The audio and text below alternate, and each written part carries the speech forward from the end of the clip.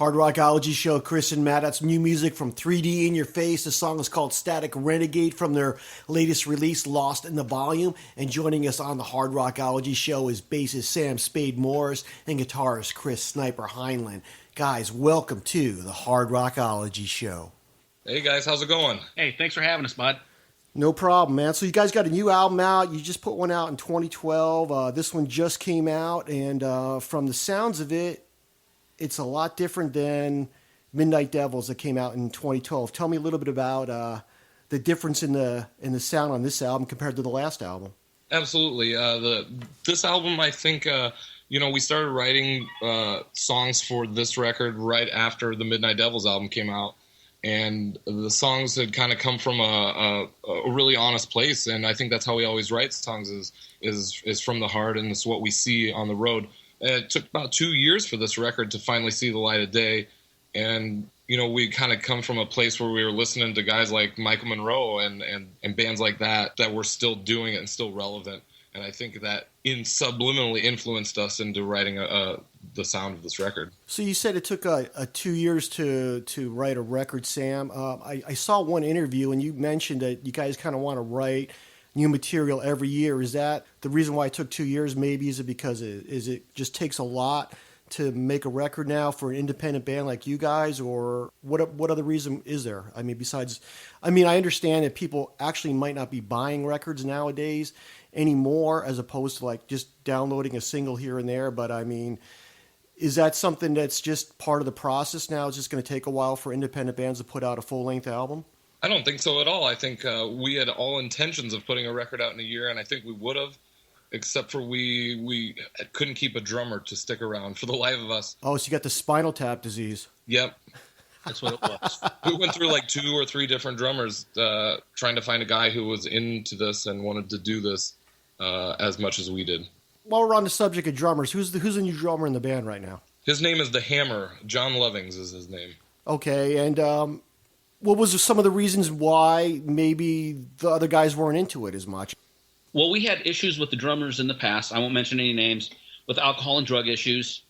And I don't care if you do that, but if it affects your performance, affects you showing up to practice, and affects your attitude where you want to fist fight with me, I do have a problem with it then at that point.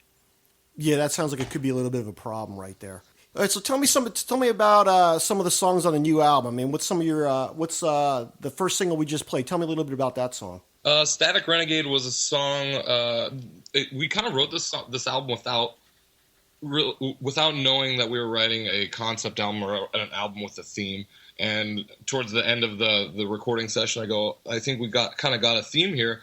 And the theme was about FM rock and roll radio stations, like those classic rock stations that are in every city, across America. Every person grew up with that classic rock radio station, listening to it in their bedroom, and that's where we kind of had a goal towards 75% of the way through. We were like, this is the theme, and nobody had really written a record based around that theme of classic rock radio. Static Renegade was kind of a song that came about because of that, the radio static, and it was just about being out and having fun playing in a rock band. Yeah, a lot of the songs have that vibe to it. I mean, the third song on the album, Loud, I mean, to me personally, I love the guitar work on it, and it kind of reminds me of early Saxon from, like, say, 1980, new wave of British heavy metal. A lot of the album's got that vibe to it, and then the production of the album, too, has that vibe. Like, I'm going back to, like, 1980 or something, or 81, 82. Is that what you guys intended to do with the recording? Well, that was Troy Way, our sound engineer and live sound engineer. He did an amazing job on the guitar and the vocals and the drum and everything on that. So we got to give him a shout out because he punched me in the throat if I didn't. Secondly, actually, what's funny is I wrote the song Loud right after the Midnight Devils record. I wanted to put it on there, but we ran out of time.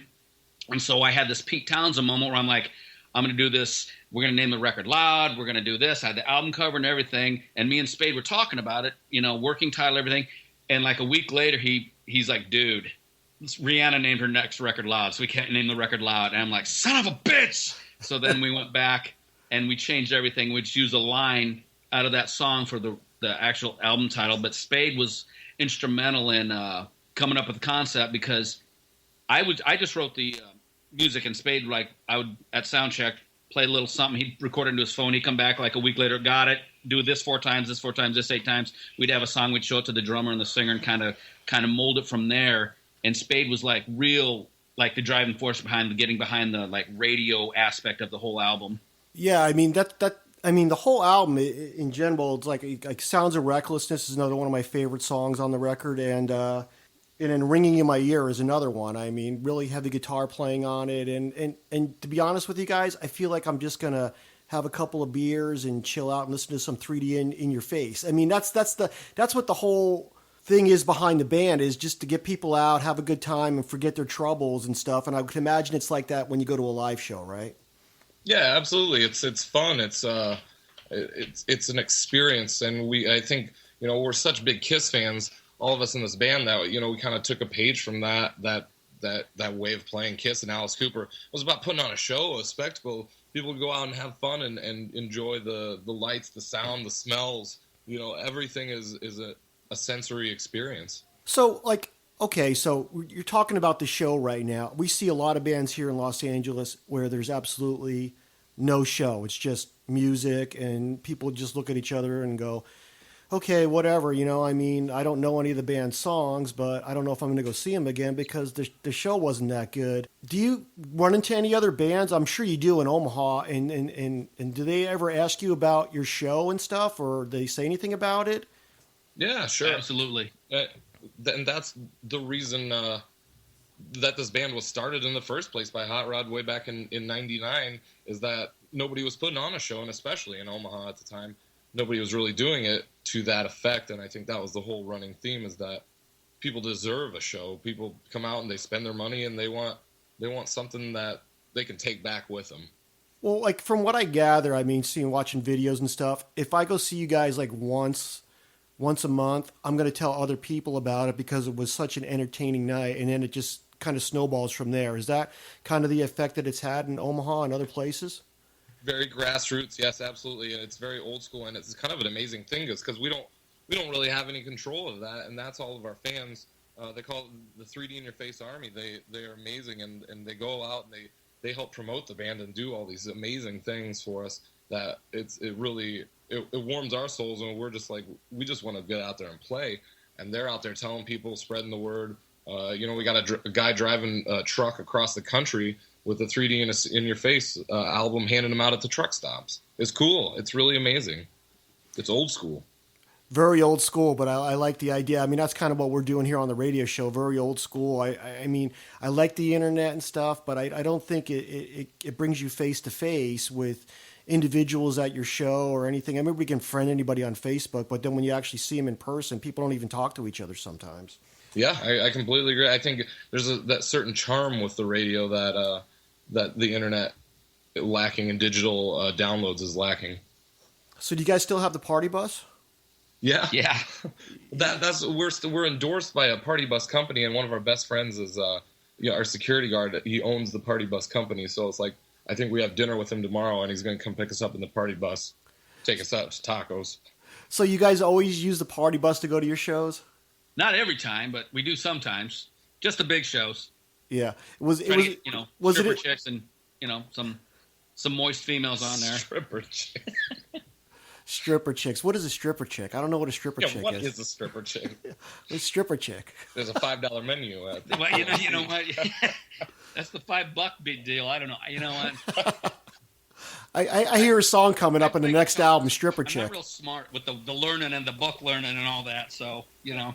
All right, guys, we're going to take a little bit of a break. I don't know what the hell that means, but we're going to take a break. We're going to talk about Rocklahoma with 3D in Your Face, but first, let's play another song off the new album, Lost in the Volume. Guys, you got a song you want to pick, and tell us a little bit about it. We're going to pick Sound of Recklessness. I'm not sure what track it is off the record, but one of the heavier songs that we wrote about. Sniper, go ahead. It's just about being mad at a girl, basically, and, you know, it's just a kind of a cool riff that I came up with in F sharp, and I showed it to Sam in a sound check, and he came back like 10 days later with the whole song done. All right. Song about a girl, you know that old story. All right, well, here it is. Sounds of Recklessness by 3D in Your Face.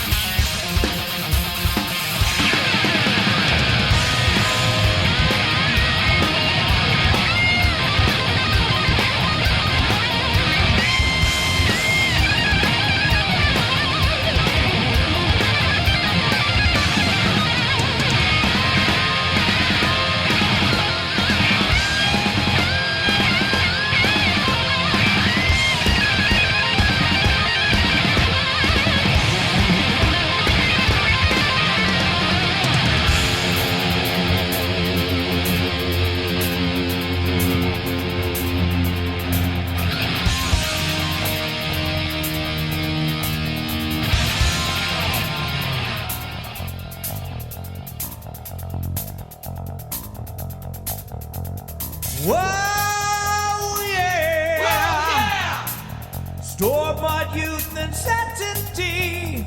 Whoa, yeah. Whoa, yeah. Rage and immortality. Whoa, yeah. Whoa, yeah. Rich and fun and romance and broken hearted passion. Whoa, yeah. Whoa, yeah. A little bit lower than ever.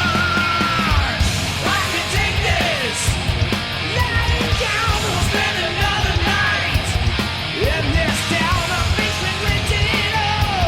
In the stars, another shot, right down. Whatever, I can take this. Lying down, we'll spend another night in this town of basement rented. In the stars, another shot, right down. Whatever.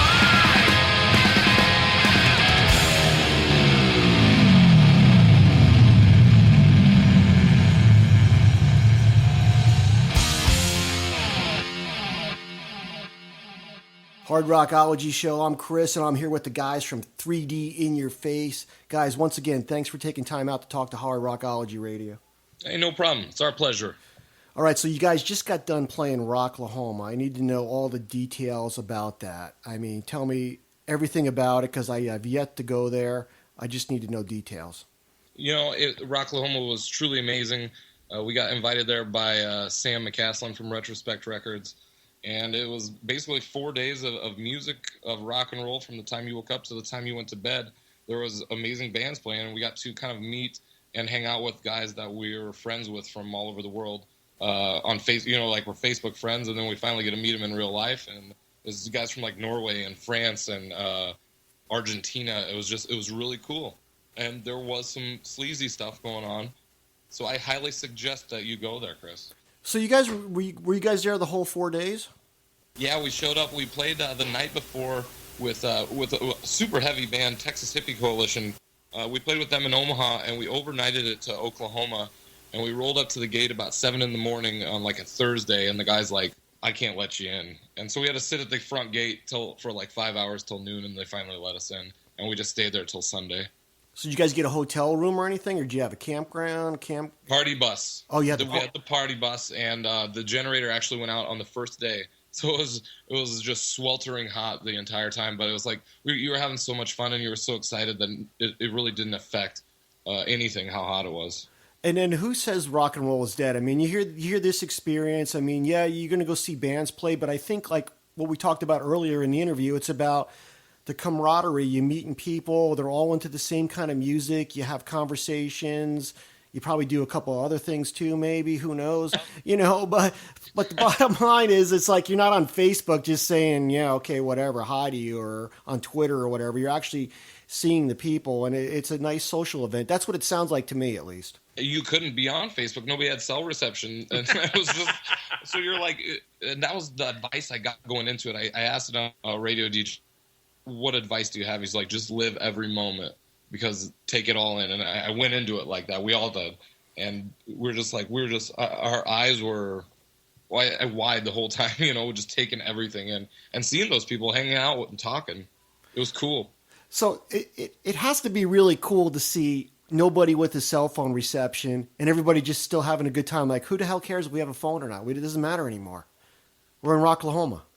It was great. It was that's the way it was supposed to be. It was rock and roll, and everybody was there to have fun. I don't think I saw one fight the entire night. The entire weekend we were there was nobody was fighting. Maybe because they were on drugs. I don't know, but they're all there to have fun. So what kind of response did you get from your set when you guys played? Thursday night was amazing. It was a smaller, like more intimate thing. There's probably about 200 people crammed in this little tent, but it was outdoors at the same time. It was pretty loud in there. We blasted through like a 45-minute set of our originals, and it was after we finished playing, we're behind the tent walking around, and this guy comes up to me and Sam. We're sitting back there looking. We just had watched another band, and this guy goes, "I ain't no queer or nothing," and I was like, "Whoa." He goes, "That's my wife right there," and he looks right at Sam and he goes, "You got real pretty eyes." And I'm like, "So I'll leave you two alone. I don't judge. I'm gonna go over there, talk to that girl." And Sam's like, "I'm out of here." Can hear it, but he's like, "But I'm not gay. That's my wife right there." And I'm like, "Okay, right on." So he seemed to be fairly impressed with Sam's eyes. And I didn't even know if he played bass. He didn't say anything about my bass playing, but he liked my eyes. Yeah, I mean, Sam was shirtless, so that has something to do with it too, I think. So you have a guy checking your eyes out at the show, Sam. That's pretty impressive. Yeah, I missed it. I didn't even see him during the entire show, probably because I was looking at the girls in the front row, but whatever. It was cool because when we pulled up there, everybody knew who we already were, and going into it, we didn't expect that. We expected to be underdogs, and everybody was like, it's the guys from 3D in Your Face walking around right there. That's cool. That's cool. a cool thing. Yeah, that's a really cool thing. I mean, and plus, you guys do a lot of your own promotion. I mean, who runs the webpage? I mean, do you run the webpage, Sam? Yeah, I do. Yes. So you guys, both of you guys pretty much do most of the stuff for the band. I mean, obviously it's a 4-piece band, but I mean, there's always somebody who takes charge with running the webpage and doing the social media thing, or do you guys all contribute to that? It's definitely a team effort. I feel I'm better at the internet stuff. And that's all I was learning. And where Sniper, he really excels at, he is the quarterback when it comes to leading the band musically. So do you guys have any, like, what's the plans for the rest of the year so far? We're like in June already, so we're halfway through the year. So do you have like plans to tour outside of Nebraska, or what's the plans for 3D in Your Face? For right now, we are pushing the record. So we got a couple tour dates coming up in Iowa, mostly Midwest regional stuff for right now. And then we got a couple dates with Lita Ford, Brett Michaels. And we just actually started a new acoustic band. So when 3D in Your Face can't go out, we have a band that goes out called the Midnight Devils, and just to basically keep us on the road. That's cool. So you're going to be opening up for Lita Ford, right? Yeah, twice I think, 2 or 3 times this summer. Yeah, that'd be really cool. So what festivals you playing at? Is it big festivals or just clubs or? They're in Nebraska. Believe it or not, the county fairs are huge here, and so they bring in all these bands. And one's a county fair in western Nebraska, and then one is one in Omaha. I think, I'm not sure. It's like one's called Septemberfest, and it's like a salute to labor. And they brought in Sebastian Bach and bands like that in the past. We've opened for the Guns, LA Guns, and stuff like that. And then the one in western Nebraska is Buffalo County, and they brought in, it's a huge arena, and they bring in like it's 3 bands: Firehouse, Lita Ford, and Brett Michaels. And me and Spade have a friend that actually is Brett Michaels' merch guy, so he's always like, hey, if you're not busy, come see Brett. And I'm like, well, I'd rather be playing, but okay. And for the record, Brett Michaels smells really good. I don't know why that I know that, but he does. And he looks like he could eat a sandwich or two as well. I'm just saying. Yeah. Well, that's cool. You guys are getting more exposure with the bigger crowd and stuff. Mm-hmm. I mean, so how does it work in Omaha? I mean, is there a lot of clubs there or not that many? I mean, it doesn't seem to be as big of a city as Los Angeles is, obviously. Surprisingly, Omaha has a very, very cool music community and a very supportive music community. And it's interesting because there's a lot of bands here.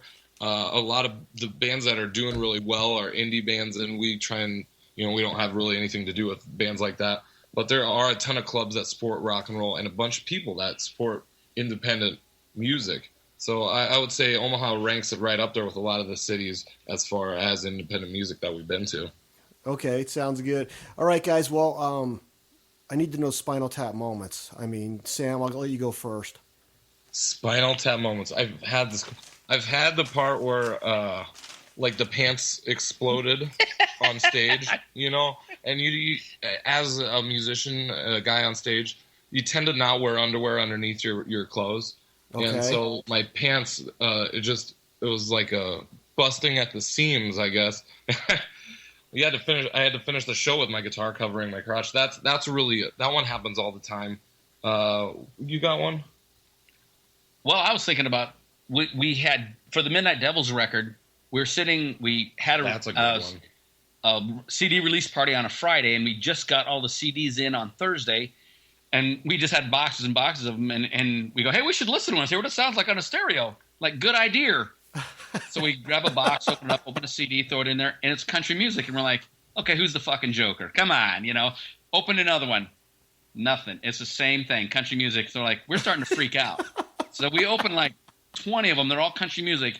And we realize they sent us wrong CDs. All the artwork and everything's right, but it's like Billy Bob Brubeck and the Bunny Backs, and it's not 3D, because the first song on that in Midnight Devils is a heavy song called Forbidden City, and I'm like, this is not Forbidden City. So then we called the guy that made pressed the CDs, and he's like, what's the number on it? And we told him, and he goes, yeah, that's not right. We're like, yeah, we know that, man. We know that. You know, we need some CDs for this release party that's tomorrow night, less than 24 hours away, and we don't have any CDs.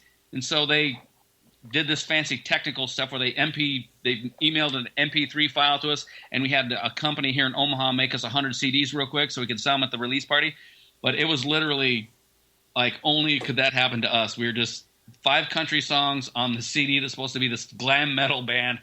And Spade was like freaking out. I'm laughing, crying, because I was thinking they got our CDs, we got their CDs. They opened theirs up and just started going, oh my God, what the hell is this?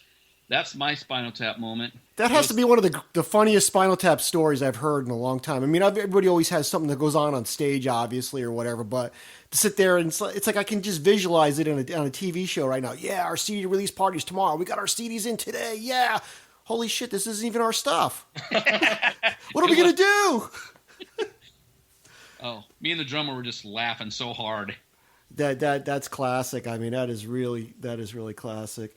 All right, guys. Well, I want to thank you guys for coming on the Hard Rockology Show. Where can people find out about 3D in Your Face? The easiest way, we're everywhere, and I tried very hard to make it very accessible to find 3D in Your Face.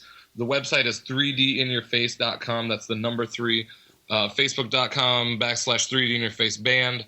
At Twitter, Twitter.com/3D in Your Face 1. And a link to buy our new record is on Bandcamp. It's probably one of the easiest ways to do it. It goes directly through PayPal. The new record's on iTunes. All the old records are on iTunes. It's very simple. All you got to do is put it in Google, 3D in Your Face, and like 20 websites will pop up. All right, guys. So we want to thank you again. And why don't you introduce the song off the latest release, Lost in the Volume? Thank you very much for having us on your show, by the way. This was a great interview, and it's always a pleasure to talk to you. I hope we don't wait another 2 years to chat again.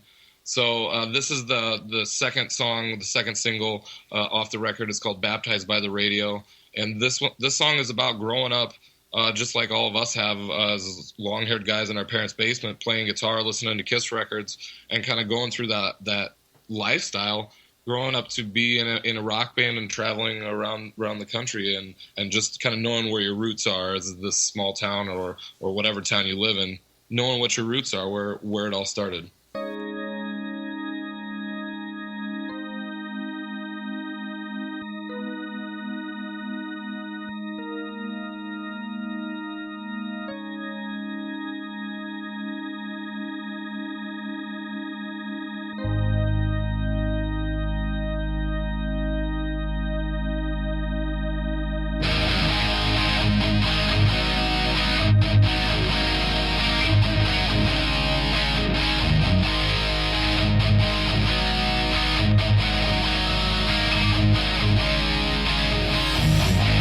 We grew up in a town just big enough to get lost in.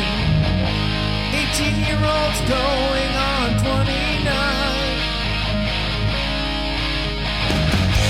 Just barely finished school, hair down to our shoulder blades. Wasn't a day the old man, he wouldn't complain. I wore a different Kiss t-shirt every day, yeah.